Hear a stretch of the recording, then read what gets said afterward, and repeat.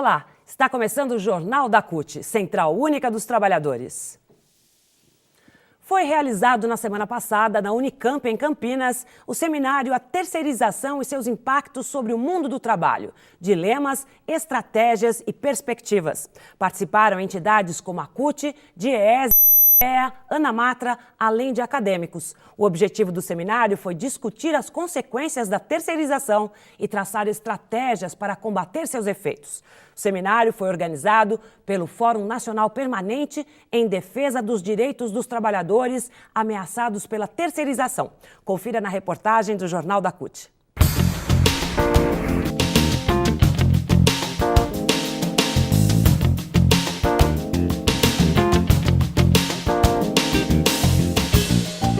A terceirização precariza as condições de trabalho. Os trabalhadores terceirizados hoje no Brasil são aqueles trabalhadores que ganham menos, trabalham mais, são os trabalhadores que mais adoecem, são os trabalhadores que mais sofrem os acidentes de trabalho e, infelizmente, são os trabalhadores que têm o maior índice de mortes de acidentes de trabalho são nos terceirizados.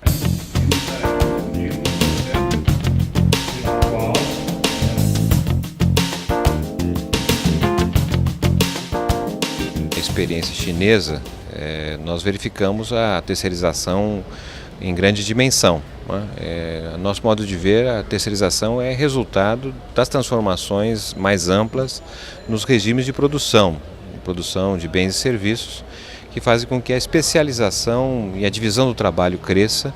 E nesse sentido, então, nós temos uma presença crescente de novas formas de trabalho, trabalhos temporários, trabalhos sem direitos, né, em que a terceirização se torna um dos elementos dessas novas formas de ocupação e contratação de trabalhadores. Uma das principais bandeiras históricas é lutar contra essa precarização e esse seminário tem a tarefa justamente de construir propostas para que nós consigamos evitar a continuidade dessa situação no Brasil, onde a precarização do trabalho está sendo feita através da terceirização.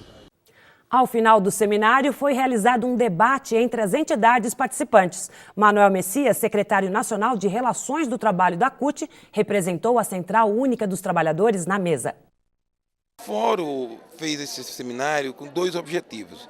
O primeiro, fazer um debate teórico, um debate político, para compreender melhor o tema de terceirização e ajudar a formular propostas para o debate legislativo. Este era um objetivo. O segundo objetivo é este dessa mesa, que é discutir que passos mais nós daremos do ponto de vista de ampliar o apoio ao fórum, ampliar a presença de entidades no fórum e colar o fórum com a luta social.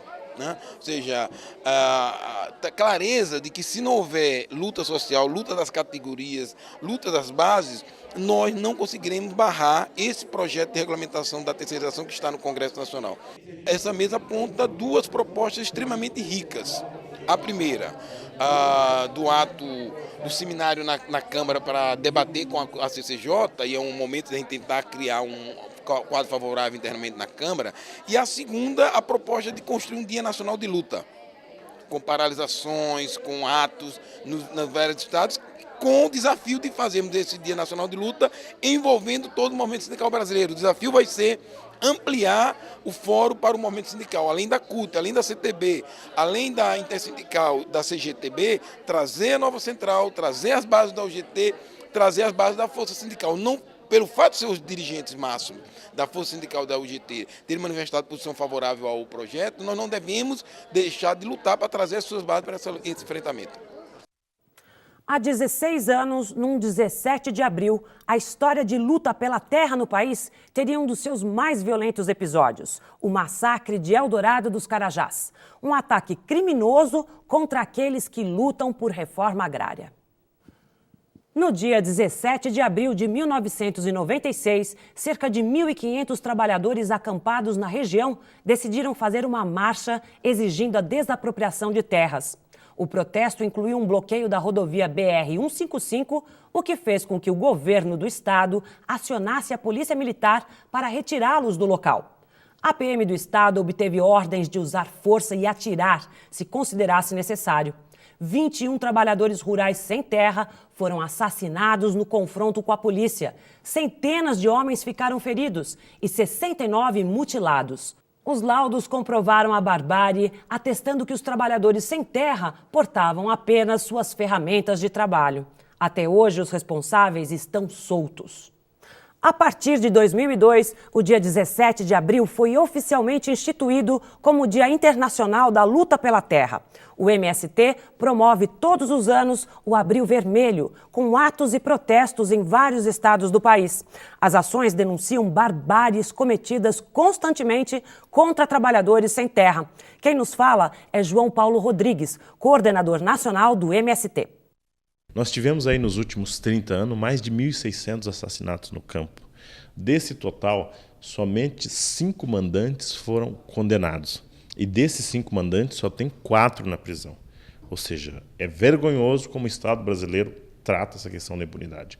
E os fatos que levam com que a polícia prende os mandantes ou condena são fatos que têm grande repercussão pública, como é o caso da irmã Dorothy no Pará, que teve grande repercussão, como é o caso de Eldorado dos Carajás, que mesmo com a repercussão não tem ninguém preso, e assim por diante. Então, diante desses acontecidos, nós achamos que a quantidade de mortos que houveram nos últimos 30 anos, no período da democracia, foi maior do que a quantidade de mortes no período da ditadura militar. Por isso, nós achamos que é uma violência grandiosa em cima dos trabalhadores do campo e, na sua maioria, os trabalhadores estão lutando pelo direito que é a terra, que é a preservação ao meio ambiente, como foram os últimos mortos na região norte do país. E o 17 de abril é considerado o Dia Internacional da Luta pela Terra e pela Reforma Agrária, inclusive definido pelo próprio presidente Fernando Henrique Cardoso como Dia Nacional de Luta.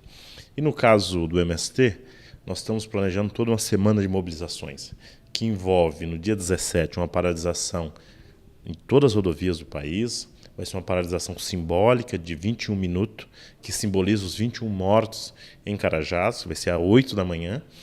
E também estamos planejando fazer ocupações de latifúndios improdutivo, fazer mobilizações em frente a prédios públicos, como o próprio INCRA, e também vamos fazer mobilizações em frente aos tribunais de justiça. É um conjunto de ações que tende reivindicar do governo que adianta e apressa o programa de reforma agrária, mas ao mesmo tempo que nós possamos denunciar as mortes que estão acontecendo ainda no campo e os mandantes que até hoje não foram presos nem julgados. Então é uma mobilização que combina reivindicação da reforma agrária combinado com ações de denúncia.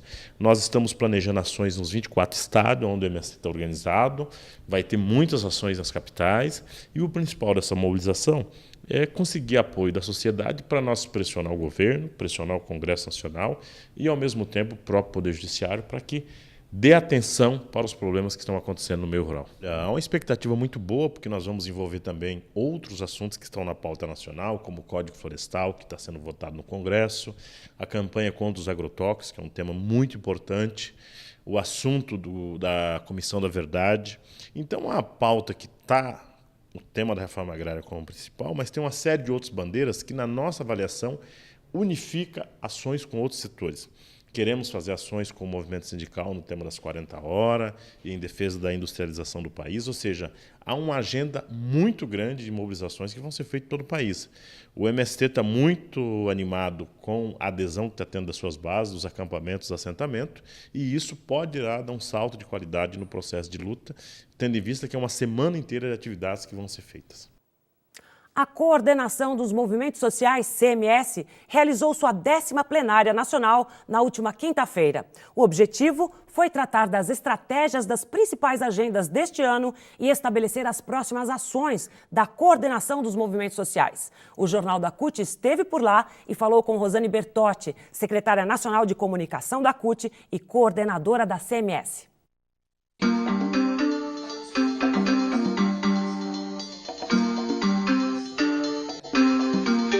A plenária tinha 2 grandes objetivos. Um deles é debater qual é a estratégia dos movimentos sociais na Rio+20. E o outro grande objetivo é quais seriam as nossas principais ações daqui para frente e como que vamos estar nos organizando. Então, esses eram os dois grandes debates. E também reafirmou a importância de, na Rio+20, você fazer o diálogo da estrutura oficial, mas você fortalecer a cúpula dos povos, por ser um momento de integração internacional, por ser um momento de troca de experiência, mas por ser um momento de fortalecimento, articulação e luta dos movimentos sociais. Então, acho que é com essa estratégia que a CMS que vai ir para a atividade da Rio+20, e é dentro dessa estratégia que nós vamos chamar a construção e mobilização tirada a partir do Fórum de Porto Alegre, da Grande Assembleia de Porto Alegre, que é o 5 de junho. Então, o 5 de junho é o momento que chama para a gente estar na mobilização de rua sobre os pontos principais defendidos aqui na Assembleia, mas também que aponta para a construção da Rio+20.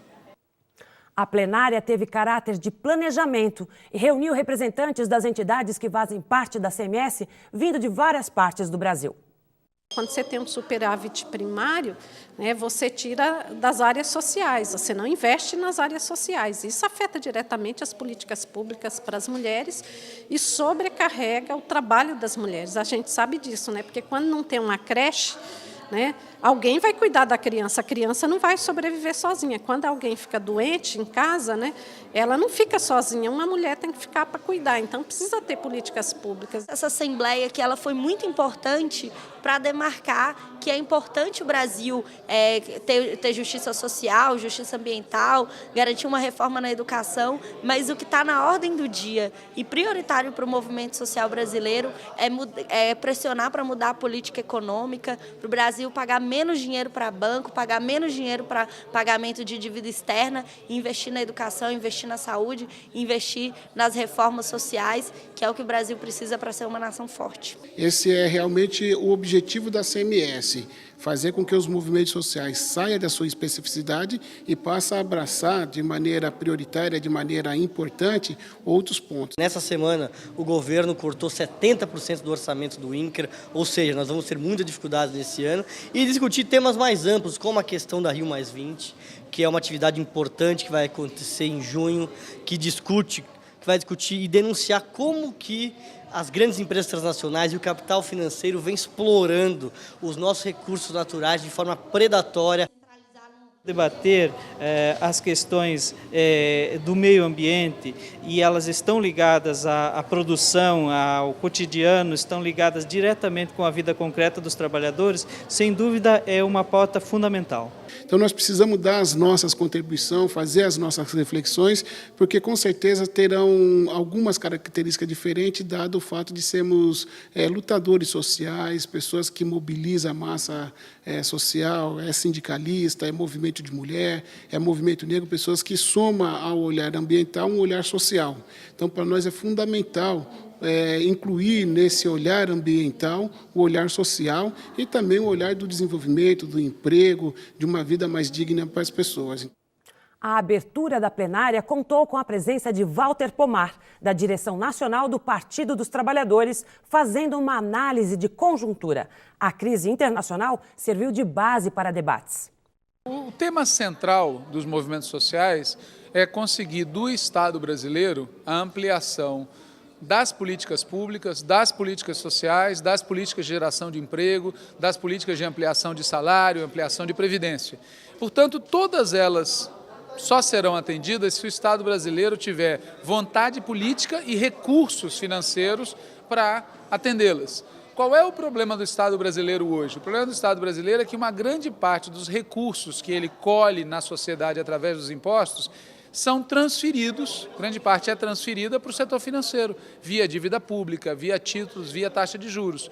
Portanto, é preciso que os movimentos sociais percebam que toda essa mobilização que a gente faz em cada movimento pelas reivindicações setoriais só terá êxito se o Estado brasileiro não seguir transferindo recursos para o setor financeiro. Por isso o tema da redução da taxa de juros, a redução da taxa de juros do setor privado, o maior controle público sobre o sistema financeiro e a ampliação dos recursos orçamentários para fins de produção e para fins sociais, em detrimento dos recursos que vão para o pagamento da dívida, essa pauta é a pauta que o movimento social tem que colocar na rua. O agravamento da crise faz com que, na Europa e nos Estados Unidos, se tente descarregar sobre países como o Brasil o ônus da crise que não fomos nós que fizemos. Estados Unidos é campeão nisso. Estados Unidos tem ampliado a quantidade de dólar que há no mundo, o que provoca uma inundação de dólares aqui no país,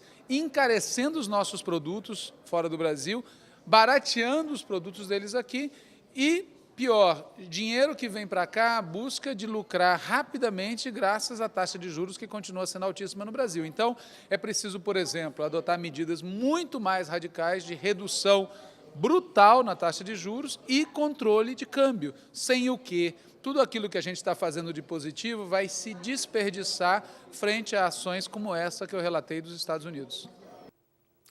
Quando uma pessoa é exposta a situações humilhantes e constrangedoras, repetitivas e prolongadas no exercício das suas funções e durante a jornada de trabalho, ela pode estar sofrendo assédio moral. Porém, muitas vezes, trabalhadores e trabalhadoras que passam por esta situação nem sequer sabem que estão sendo vítimas dessa prática. Bancários e trabalhadores dos setores de comércio e serviço são os que mais enfrentam assédio moral. Por isso, falamos sobre o tema com o secretário de Comunicação e Imprensa da CUT São Paulo, Daniel Reis, que também é do Sindicato dos Bancários de São Paulo, Osasco e Região, e Alci Matos Araújo, presidente da Contrax.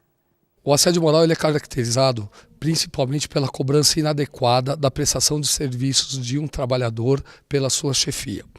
A gente consegue identificar isso muito veemente no setor de serviços, onde as pessoas têm cumprimento de metas, têm cumprimento de jornada, e é muito comum que que os gestores façam uma cobrança além do normal sobre a postura daquele trabalhador. Então, o assédio moral, principalmente, você percebe na cobrança em que você humilha a pessoa, que você expõe a imagem negativamente, em que você constrange dentro do seu público, ou do público que está trabalhando ao lado, ou do público em geral. Isso é o formato que você pode identificar o assédio moral.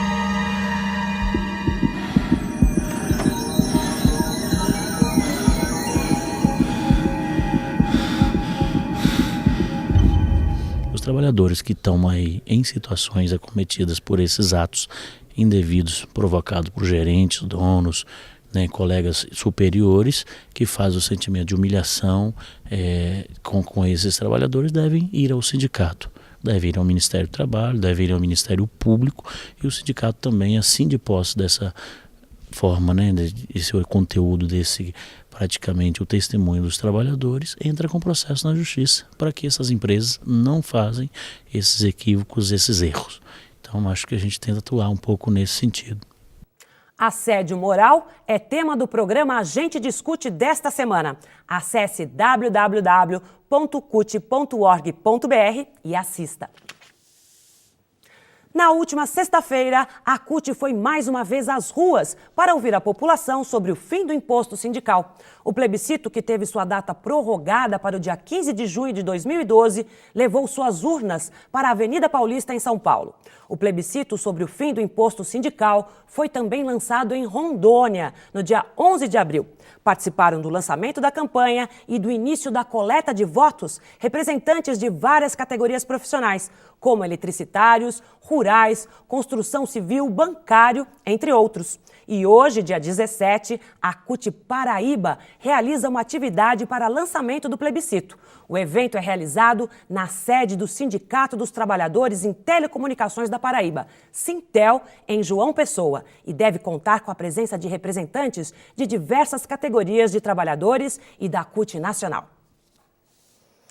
Milhares de enfermeiros, auxiliares e técnicos de enfermagem de todo o Brasil marcharam na última quarta-feira, dia 11, em Brasília, pela regulamentação da jornada de trabalho de 30 horas semanais. A reivindicação, que está no projeto de lei 2.295 de 2000, já foi aprovada no Senado e em todas as comissões da Câmara dos Deputados. Porém, foi feita vista grossa ao projeto, que agora só precisa ser submetido ao plenário. E o Jornal da CUT fica por aqui. Até a nossa próxima edição.